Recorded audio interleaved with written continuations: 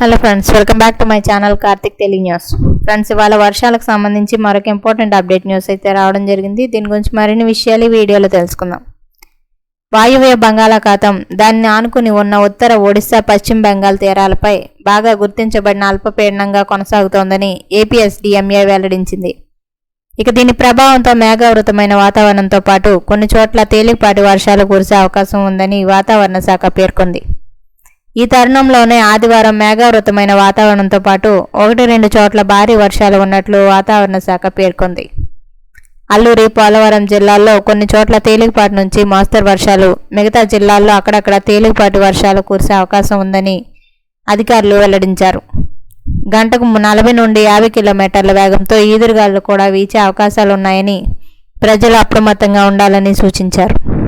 ఈదురుగాలు, ఉరుములతో వర్షం పడే సమయంలో ప్రజలు చెట్ల కింద, భారీ హోర్డింగ్స్ వద్ద నిలబడవద్దని అధికారులు ఆదేశాలు జారీ చేశారు.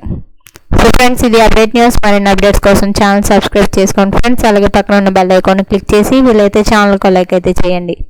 Thank you friends. Thanks for watching this video.